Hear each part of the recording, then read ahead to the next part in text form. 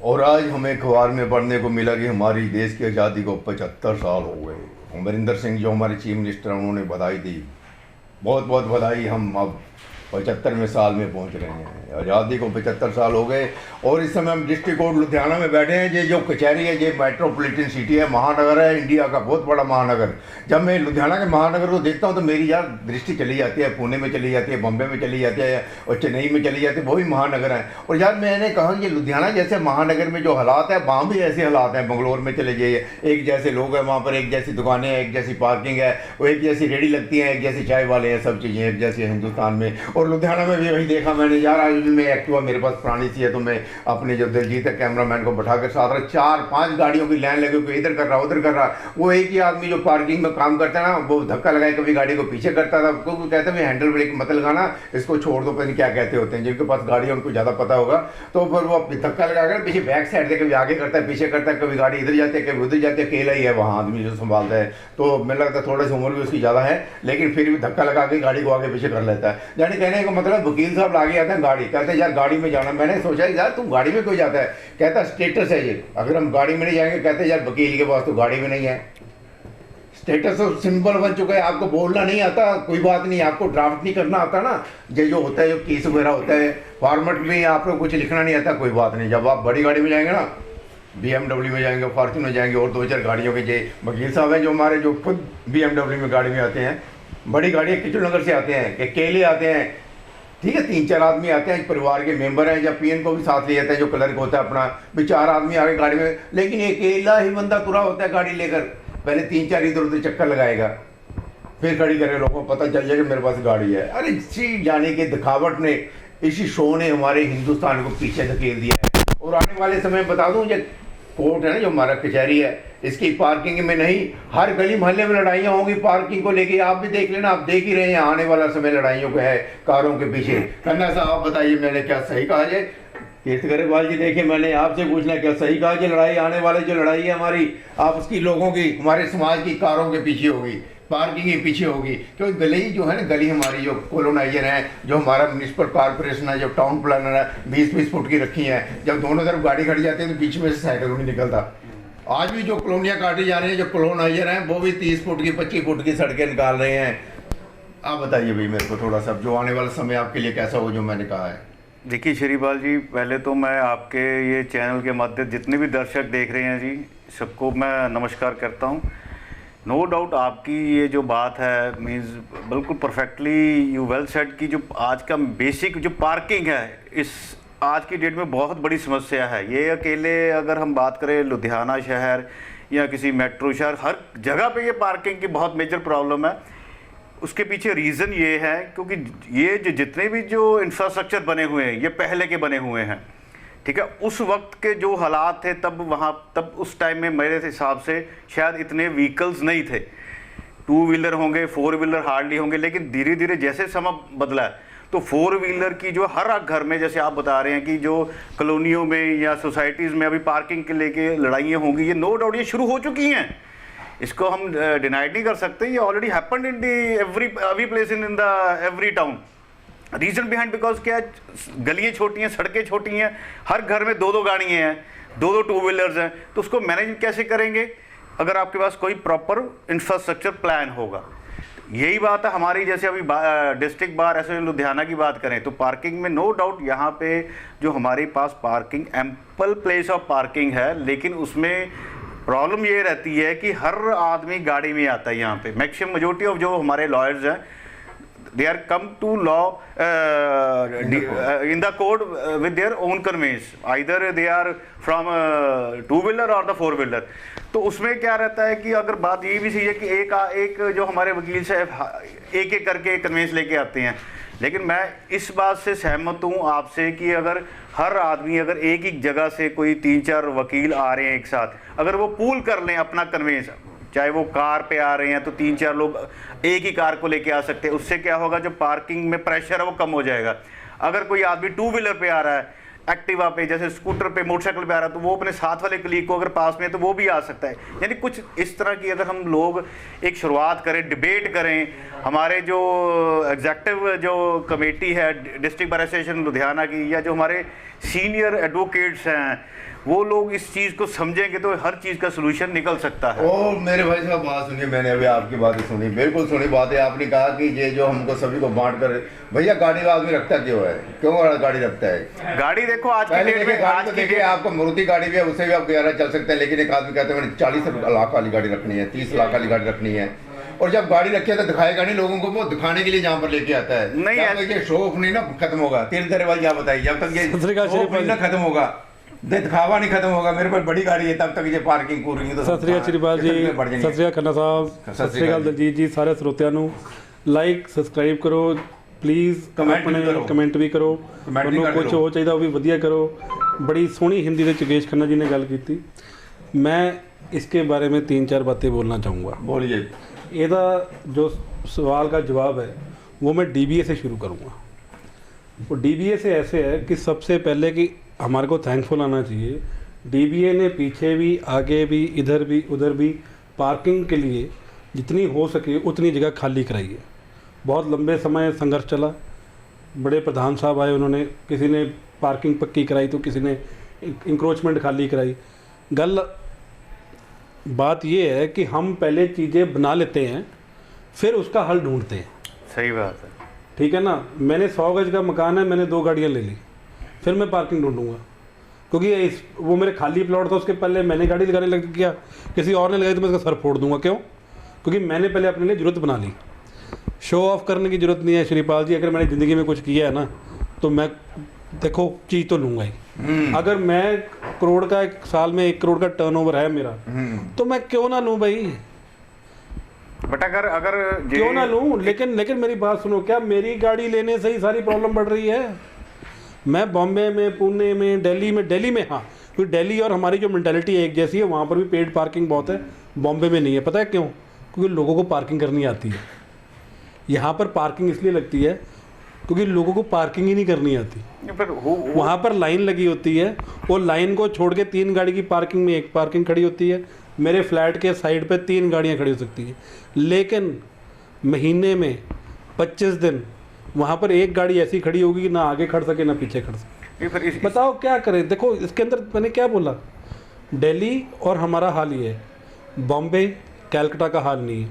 यहाँ पर किसी को बोले पता क्या बोलेंगे, वो तो पढ़े लिखे ने जी, ਤੁਸੀਂ ਬੇਵਕੂਫੀ ਦਾ ਸਬੂਤ ਦੇਣਾ।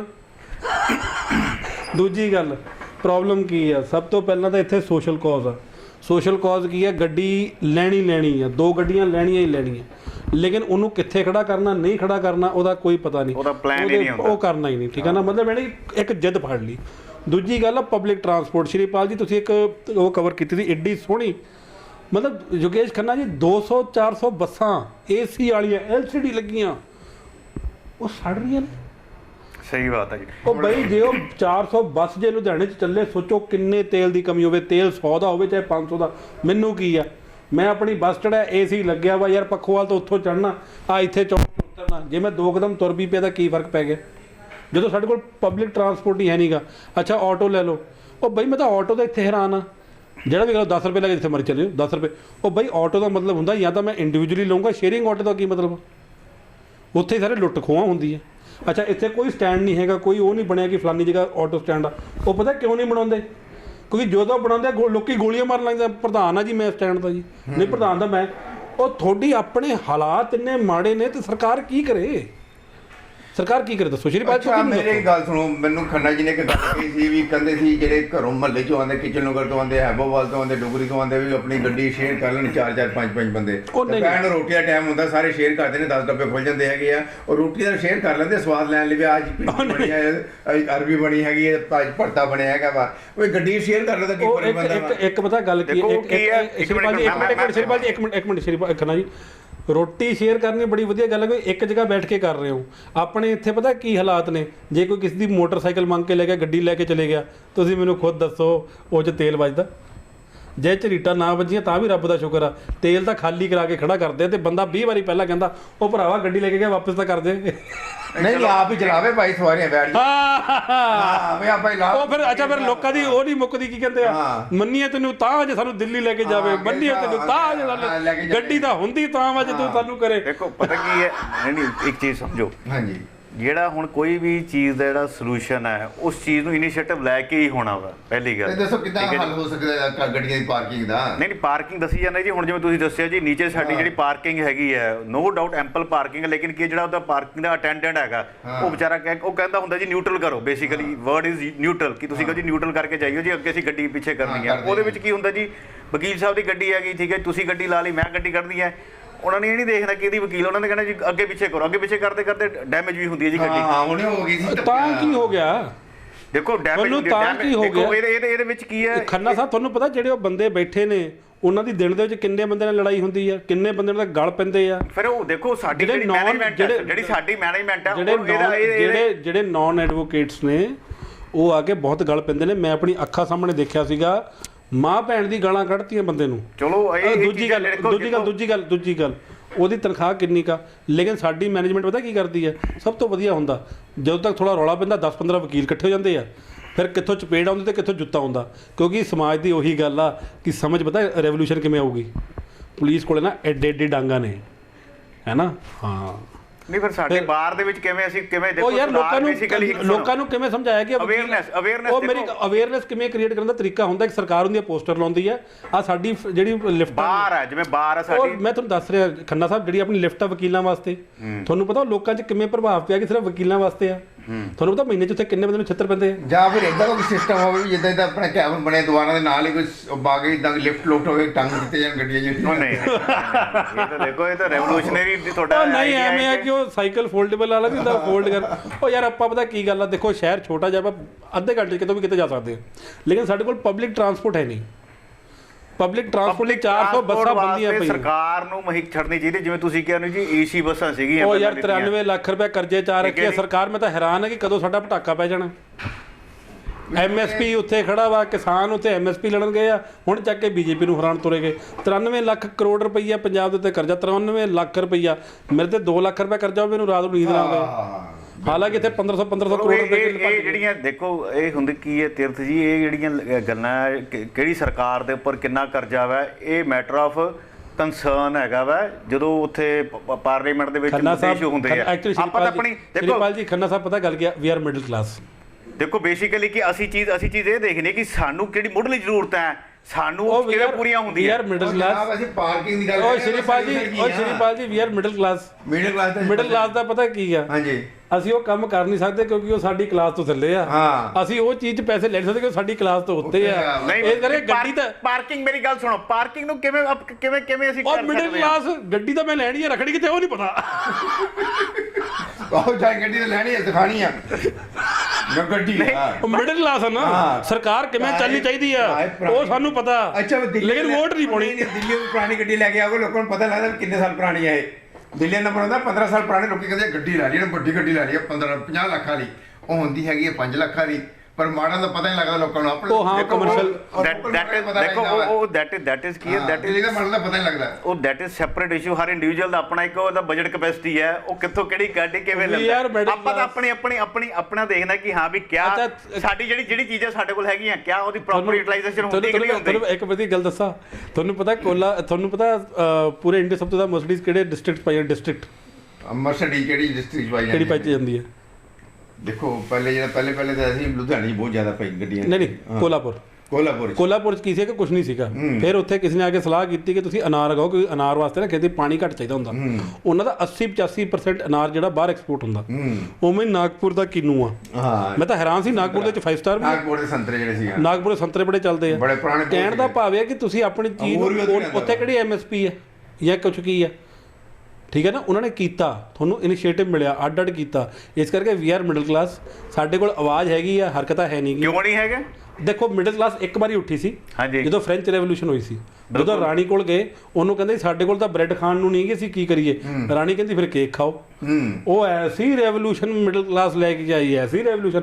ਉੱਥੋਂ ਹੀ ਫਿਰ ਆਇਆ ਕਿ ਹਿਊਮਨ ਰਾਈਟਸ ਵੀ ਨਾ, ਮੇਰੀ ਰਾਈਟਸ ਹੈ, ਉਹ ਹਿਊਮਨ ਰਾਈਟਸ ਉੱਥੋਂ ਨਿਕਲੀਆਂ ਨੇ। ਤੇ ਦੇਖੋ ਕੀ ਹੁੰਦਾ ਤੇ ਜਿੰਨੀ ਸਾਨੂੰ ਇਸ ਹਾਲਾਤ ਦੇ ਵਿੱਚ ਆਉਣਾ ਪੈਣਾ ਕਿ ਸਾਡੀ ਰੋਟੀ ਵੀ ਮੂੰਹ ਚੋਂ ਖੋਲੀ ਜਾਵੇ। ਜਿੰਨੀ ਦੇਰ ਤੱਕ ਅਸੀਂ ਲੋਕ ਅਵੇਅਰ ਨਹੀਂ ਹੋਵਾਂਗੇ, ਠੀਕ ਹੈ ਜੀ, ਕਿਸ ਚੀਜ਼ ਦੇ ਜੋ ਵੀ ਰੈਵੋਲੂਸ਼ਨ ਹੈ ਜਿਹੜੇ ਵੀ ਕੋਈ ਸਾਡੇ ਨਿੱਜੀ ਮੁੱਦੇ ਆ ਨਹੀਂ ਮੈਂ 2 ਗੱਡੀਆਂ ਲੈਂਦਾ ਮੈਨੂੰ ਉਹਦੇ ਵਾਸਤੇ ਮੈਨੂੰ ਕੋਈ ਗਵਾਂਢੀ ਕੇ ਚਪੇੜਾ ਮਾਰੇ ਕਿ ਤੂੰ 2 ਗੱਡੀਆਂ ਖੜੀ ਕਿੱਥੇ ਕਰੇਗਾ? ਐਵੇਂ ਨਹੀਂ ਹੁੰਦਾ, ਇਹ ਕੀ ਹੁੰਦਾ ਉਹ ਹੁੰਦਾ ਹੀ ਨਾ ਜਿੰਨੀ ਦੇਰ ਤੱਕ ਅਸੀਂ ਉਹ ਪਹਿਲਾਂ 2 ਗੱਡੀ ਲੈ ਲਓ ਫਿਰ ਗਵਾਂਢੀ ਚਪੇੜ ਮਾਰਦਾ ਕਿ ਤੂੰ 2 ਗੱਡੀ ਦੀ ਜਗ੍ਹਾ ਹੈਗੀ ਤੇਰੇ ਕੋਲ?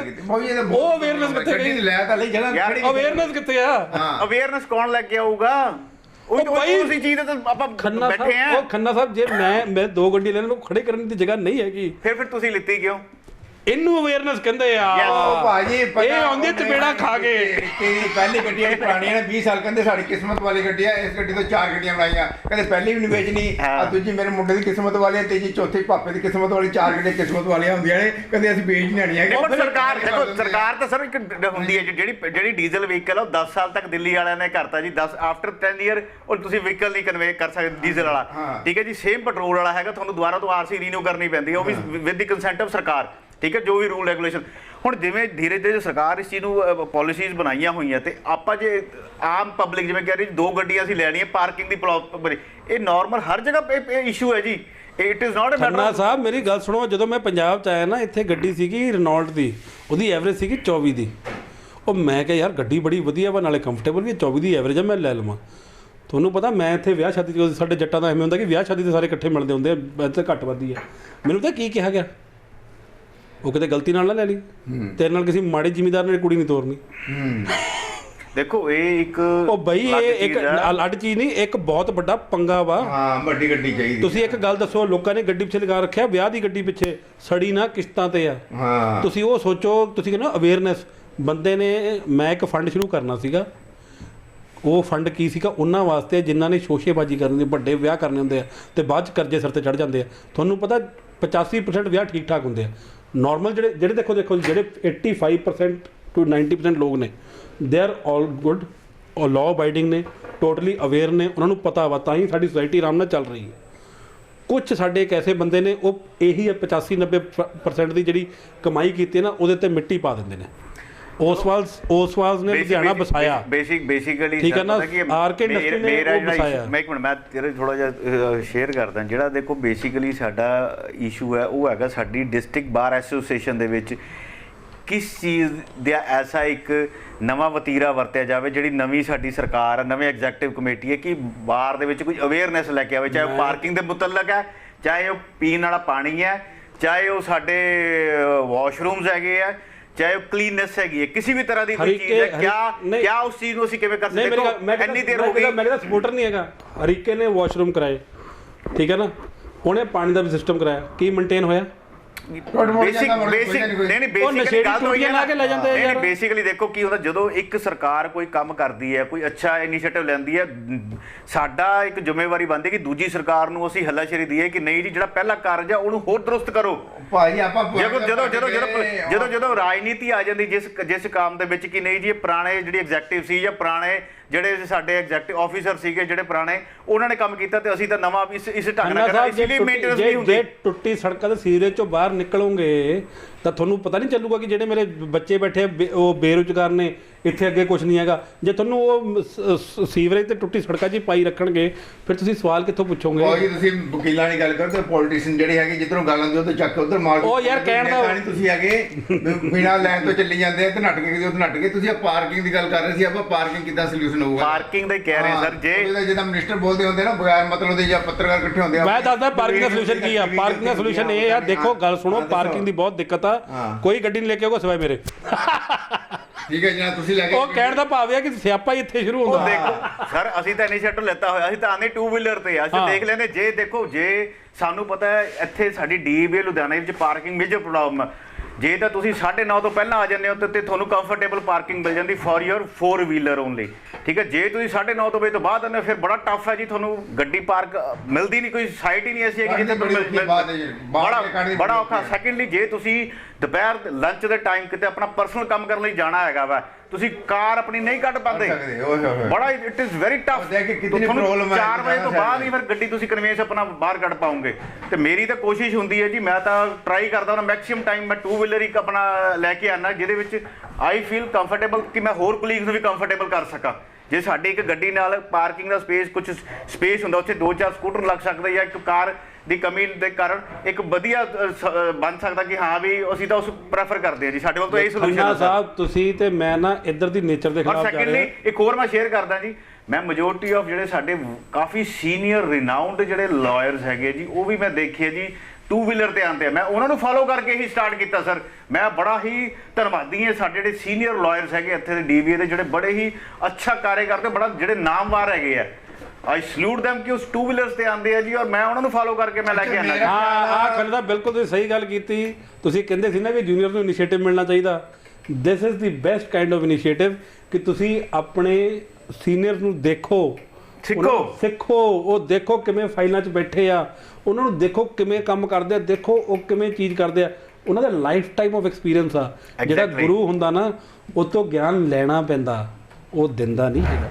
मेरा ख्याल में गड्डियां ਦੇ ਉੱਤੇ ਨਾਂ ਲਿਖਿਆ ਜਾਵੇ ਜਾਂ ਫਲਾਣਾ ਗੱਡੀ ਬੰਦਾ ਆਂਦਾ ਵਾ, ਐਕਟਿਵਾ ਦੇ ਨਾਂ ਲਿਖਿਆ ਹੋਵੇ, ਬੰਦਾ ਐਕਟਿਵਾ ਤੇ ਆਂਦਾ ਹੈਗਾ, ਪਤਾ ਲੱਗ ਜੀ ਲੋਕਾਂ ਨੂੰ ਵੀ ਆ ਬੰਦੇ ਦੀ ਗੱਡੀ ਹੈਗੀ, ਇਹ ਗੱਡੀ ਜਾਂਦਾ ਵਾ। ਇਹ ਨਾਂ ਲਿਖਦੇ, ਨਾਮ ਲਿਖਦੇ ਸਾਈਕਲ ਤੇ ਜਿਹੜੇ ਆਂਦੇ, ਸਾਈਕਲ ਵੀ ਕੁਝ ਜਾਣੀ ਕਿ ਸਭ ਤੋਂ ਵੱਡੀ ਚੀਜ਼। Sir it is not mandatory ਕਿ ਤੁਸੀਂ ਕਾਰ ਜਾਓਗੇ ਤੇ ਤੁਹਾਡਾ ਅਹੁਦਾ ਉੱਚਾ ਹੋ ਜਾਊਗਾ, ਜਾਂ ਤੁਸੀਂ ਸਕੂਟਰ ਤੇ ਆਣਾ ਤੁਹਾਡਾ 2 ਵੀਲਰ ਤੇ ਥੋੜਾ ਅਹੁਦਾ ਨੀਚਾ ਹੋ ਜਾਏਗਾ। ਇਹ ਤੁਹਾਡੀ ਖੁਦ ਦੀ ਪਰਸਨੈਲਿਟੀ ਹੈ, ਤੁਹਾਡੀ ਖੁਦ ਦੀ ਸੈਲਫ ਰਿਸਪੈਕਟ ਹੈ ਸਰ, ਕਿ ਤੁਸੀਂ ਕਿਵੇਂ ਆਪਣੇ ਆਪ ਨੂੰ ਪ੍ਰੈਜ਼ੈਂਟ ਕਰਦੇ ਹੋ। It is a matter of presentation. Khanna ਆਪਾਂ ਉਸ ਏਰੀਏ ਨੂੰ ਬਿਲੋਂਗ ਕਰਦੇ ਆ ਜਿਹਨੂੰ ਅੱਜ ਵੀ ਕੁਝ ਹੋਵੇ ਤਾਂ ਮੁਗਲਾਂ ਨਾਲ ਲੜਾਈ ਲੈਣ ਨੂੰ ਤੁਰ ਪੈਂਦੇ ਆ। ਮਤਲਬ ਉਹਨਾਂ ਨੂੰ ਗਏ ਇੰਨਾ ਟਾਈਮ ਹੋ ਗਿਆ।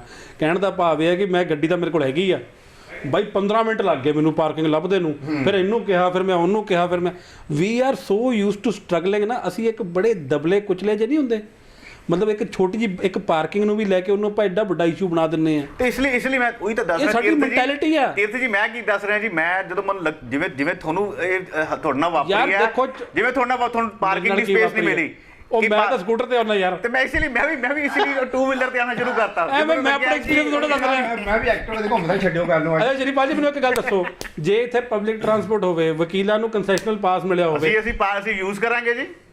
ਹੁਣ ਆਪਣੇ ਆਪ ਹੀ 400 ਬੱਸਾਂ ਖੜੀਆਂ, ਉਹਦਾ ਕੋਈ ਬੰਦਾ ਕਿਉਂ ਨਹੀਂ ਚੱਕਦਾ? ਅਸੀਂ ਯੂਜ਼ ਕਰਾਂਗੇ। ਅਸੀਂ 400 ਬੱਸਾਂ ਖੜੀਆਂ, ਏਸੀ ਬੱਸ ਮਿਲਦੀ ਪਈ ਹੈ ਤੇ ਅਸੀਂ 400 ਬੱਸਾਂ ਖੜੀਆਂ। ਅੱਜ ਮੈਂ ਚੈਲੰਜ ਕਰਦਾ, 400 ਬੱਸ ਸੜ ਗਈ, ਕਿਸੇ ਨੇ ਆਵਾਜ਼ ਕਿਉਂ ਨਾ ਚੱਕੀ? ਉਹਦਾ ਕੋਈ ਰੀਜ਼ਨ ਦੱਸ ਦਿਓ।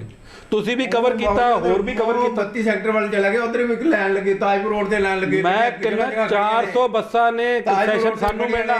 ਮੈਂ ਕਹਿੰਦਾ ਤੁਹਾਨੂੰ ਪਤਾ ਜਦੋਂ ਨਵੀਂ ਬੱਸਾਂ ਚੱਲੀਆਂ ਸੀਗੀਆਂ, ਆਟੋ ਵਾਲੇ ਨੇ ਮੂਹਰੇ ਲਾ ਲੈਣੀ, ਬੱਸ ਹੀ ਨਹੀਂ ਚੱਲਣ ਦੇਣੀ, ਐਡੀ ਗੁੰਡਾ ਕਰਦੀ। ਉਹ ਰੁਕਵਾਤੀ ਉਹਨਾਂ ਨੇ ਕਿਹਾ ਕਿ ਚਲੋ ਫਿਰ ਵੀ ਹੁਣ ਵੀ ਚੱਲ ਰਹੀ ਹੈ। ਬਟ ਆਈਡੀਆ ਅੱਛਾ ਤੁਹਾਡਾ। ਜੇ ਤੀਰਥ ਜੀ ਮੈਂ ਸਹਿਮਤ ਹੈ, ਜੇ ਅਸੀਂ ਮੈਂ ਕਹਿੰਦਾ ਓਪਨ ਚੈਲੰਜ 400 ਬੱਸਾਂ ਚਲਵਾਓ ਲੁਧਿਆਣੇ ਚ। ਸਾਡੀ ਬਾਹਰ ਜੇ ਕਰੇ ਤਾਂ ਸਾਡੀ ਬਾਹਰ ਕਵੇ ਤਾਂ ਸਰਕਾਰ ਨੂੰ ਜਾ ਕੇ ਰਿਕੁਐਸਟ ਕਰ ਸਕਦੀ ਕਿ ਪਾਰਟਿਕੂਲਰ ਵਕੀਲਾਂ ਵਾਸਤੇ ਪਾਰਟਿਕੂਲਰ ਏਰੀਆ ਜਿਹੜੀ ਸਰਕਾਰੀ ਬੱਸਾਂ ਤੁਸੀਂ ਕਰ ਸਕਦੇ ਹੋ। ਉਹੀ ਗੱਲ ਹੋ ਗਈ ਨਾ, ਗੱਡੀ ਕਿਸ ਦਿਨ ਆਵੇ, ਬਸ ਮੇਰੀ ਆਵੇ, ਪਾਰਕਿੰਗ ਸੋਲੂਸ਼ਨ ਸੋਲਵ ਹੋ ਗਈ। बस बसा वकीला से चला हम बात कर रहे थे पार्किंग की। लुधियाना शहर है ये मेट्रोपॉलिटन, पता नहीं अंग्रेजी में क्या कहते हैं, महानगर है, ये बहुत बड़ा नगर है, जैसे पुणे है, जैसे बंगलोर है, जैसे बॉम्बे है। Smart city, smart city Ludhiana जब मोदी ने मैं ही स्मार्ट हूँ, और हर कोई आदमी स्मार्ट है यहाँ पर होनेस्ट कोई नहीं है, डिसऑनेस्ट है सब पर्सन। और देखिए जहाँ बैठे कचहरी ना जी श्रीपाल जी, चोर हुई जो फड़िया गया, जो ये बोला ना जो चोर वही फड़ेंगे तो सब ईमानदार है, सारे ईमानदार, सारे ईमानदार है। कहते यार कहा तूने, कहता अधिकतम लिखो या अधिकतर लिखो या परसेंटेज लिखो। अगर सारों को कहा तो हम तेरे गल पड़ जाएंगे। हाँ एक दो तो छोड़ने पड़ते हैं। कहते जो भी तू ईमानदार है बाकी सारे चोर है। 100 में ਹੁਣ मैंने एक मजेदार गल दसा, ਬੰਦਾ ਕਹਿੰਦਾ ਕਿ 95% ਦੁੱਧ ਜਿਹੜਾ ਵਾ ਉਹ ਜਾਲੀ ਆ ਰਿਹਾ ਮਾਰਕੀਟ 'ਚ, ਸਾਡੇ ਘਰੇ ਪਿਓਰ ਆ ਰਿਹਾ। बस